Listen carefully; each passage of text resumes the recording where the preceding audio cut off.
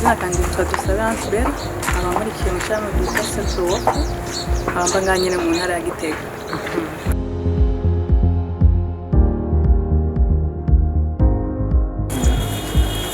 Iyi rencontre ndayirengera mu gishika cyinshi cyane, ndayiteze cyane. Uyu munsi ndabiteganye igishika cyinshi. Ego kugira ngo dushobore kubushikako kuko WOFA ni ikintu gikomeye kuri twebwe.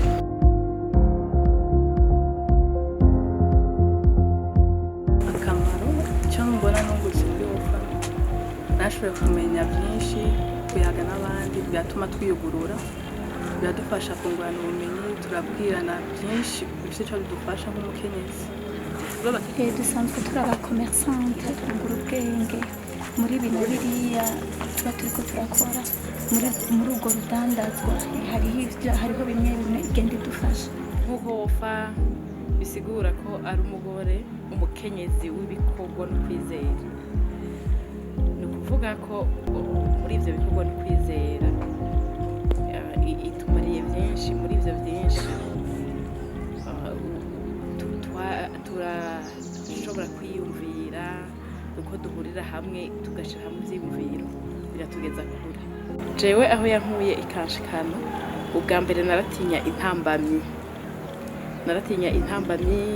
umugambi naho nawiyumvira naca ingufu nyinshi zaca ziba ku ntambamyi, akaba arizo nca zituma ngira ubwoba zikamfrena.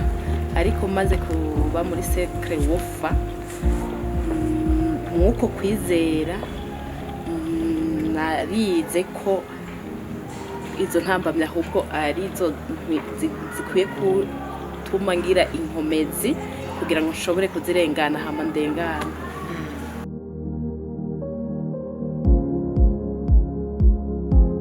Twubahiriza kuza muri cercle WOFA biradufasha cyane, biratuma tumenya kuyaga n'abandi, bikatwugurura nyine mu mutwe, tukamenya ko twiyaga n'abandi muri byinshi mu byo dukora, biradufasha cyane. Akajambo nshobora kubabwira, kubera ubu buzima bugizwe n'amasheke, kandi amasheke niyo atuma umukenyezi akomera. Iyo wahuye n'amasheke ukayarengana, uba uri uwundi muntu mushasha, uri uwundi muntu afise experience, ushobora no kurengana n'ibindi bibazo, imigambi yawe ushobora gutera imbere bigakunda kubw'intambamyi wagiye urarengana. Haraho urengana intambamyi ugasigara ubona ati n'ikindi cyose cyoza ndashobora kukirengana kuko niki cararenganye niki cararenganye. Ego haba mu kungurana ubwenge n'abandi, haba mu iterambere, hariho ibintu adashobora kumenya, ariko please ageraja hamwe n'abandi arashobora kunguka ubwenge ndetse akamenya no kwiteza imbere, ku buryo ubukene butamutera mu rugo rwiwe. Ariko hamwe no kubana n'abandi, hamwe no kungurana ubwenge n'abandi, ugasanga ariko aratera imbere n'umuryango wiwe ndetse agatera imbere. Nitwa Gislene, ndi umukenyezi, ndubatse, umushinga ntahe n'abana babiri b'abakobwa, abaserukira sosiyete yitwa WOFA korera mu ntara ya Gitega. Murakoze. Ego muratubwiye ko musanzwe muserukira sosiyete yitwa WOFA nga mu ntara ya Gitega. WOFA ni iki? WOFA ni funyafunyo ngo ni Women of Faith and Action, mu Kirundi ni umukenyezi ukwizera n'ibikorwa. WOFA n'umuryango, WOFA n'inkomezi, WOFA n'ikibanza giha umukenyezi ushira ahabona impano ziwe, uhagararira icari, kumenya ko ashoboye. Ego mbega uyu munsi muri WOFA mwari mwatunganije iki? Uno munsi itariki ya 22 Ruheshi twashyize ahabona ikintu twise cercle WOFA, umuzingi wa WOFA. Ni ikibanza gihurikiyemwo abakenyezi benshi muri uwo muzingi. Twaramutse duhura ku ncuro ya mbere kugira ngo tumenyane, twidondorane, duterane intege, dutangure n'urugendo turi kumwe. Ego Mbega iciyumviro caje gute ca wofa amajambo make? wofa ni nk'iyerekwa nagize haraciye nk'imyaka irenga 2 nk'umukenyezi naragize iyerekwa yuko umukenyezi yoja habona agashira habona impano ziwe agashira habona icyo ashoboye atari wenyene mugabo ari kumwe n'abandi haba mu kwiyungunganya haba mu kwiteza imbere haba mu vyiyumviro mugabo akabikora atari wenyene mugabo ari kumwe n'abandi afise kwa kwizera na za nkomezi na vya bikorwa nuko wofa yavuze. Kuva ico gihe gushika uyu munsi mbega mubona intambwe mugeze ko muri wofa ari yihe?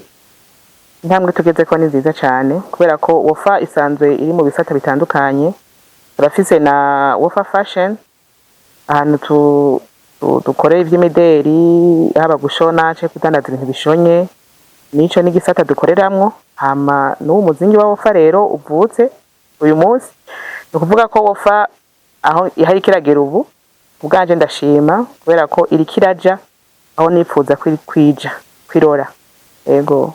Hari intambamyi muhura nazo muri uwo muzingi wofa mbega muzitorera inyishu gute? Kugeza ubu nta ntambamyi nyinshi turaronka ku muzingi wofa kuko niho tugitangura ariko nko muri wofa fashion intambamyi ntizibura kubera ko n'ikintu coco kiri un peu commercial kiracakeneye ubufasha bwinshi mugabo ku muzingi wa wofa niho tugitangura nta ntambamyi nyinshi ndabona kuko mbona umengo abariko barakiza mbona umengo baragihurumbi nizera ko kizovamo ikintu kizima gishimishije. Mwipfuza gushika kuki? Indoto zanyu nizihe? Indoto zanje ahanini kukijanye na wofa sinifuza ko kiba ikintu ciwanje nifuza ko kiba ikintu rusangi nifuza kubona abakenyezi bakora amaboko mu mpuzu nifuza kubona abakenyezi biyemera nifuza kubona abakenyezi basohora ingabire zabo hanze kuko abakenyezi barimwo ibintu byinshi ingabire nyinshi cyane rero nk'userukira wofa ndifuza kubona abakenyezi bo mu ntara ya Gitega bo mu gihugu cyose cy'u Burundi turi abantu by'ukuri dufise aho tugeze mu bijanye no kwitunganiriza imigambi mu bijanye no kwibeshaho mu bijanye n'ikibano tukaba abantu b'inyankamugayo kandi bafise bariko baraja iyo ndoto yanje nyamukuru. Mu kurangiza mbega muri wofa mwakira abakenyezi abahe? Muri wofa twakira abakenyezi tuvuze abakenyezi mu Burundi habarimo n'abigeme turakira abakenyezi bubatse turagira n'abakenyezi twita abigeme no kuvuga abakobwa muvuze rero abakenyezi bubatse no kuvuga ko hari umuntu ashobora kubaka akavuga ngo akabona umenga ari kumiriye kubera ko ashobora kuba yarapfakaye mugo umukenyezi wese ari mu rugo canke n'uwo wundi ashobora kuba yarapfakaye canke n'uwo wundi yataye ivyizigiro ndiko ndavuga hari umuntu agenda kubaka bikanka akavayo nabone turamukeneye kugira ngo dukomeze dutezanye intege eko bose barahawe ikaze.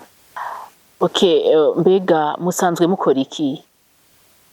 Nkuko nabivuze mu ntango nserukira uwo muryango witwa wofa kuvuga urimo departement zishika kuri 2 gushika uyu munsi uretse ko haduzamo n'izindi kuvuga wofa fashion ni serukira wofa fashion navuze ko turashona tukadandaza n'ibintu bishanye dukorera kuri galerie Tukayin Fef niho muzosanga ikibanza cacu muri numero 4 abifuza gusonesha bafise imanza abifuza gusa neza mu myambaro yaba iya karanga ko Burundi canke n'ibindi karibu cyane yego.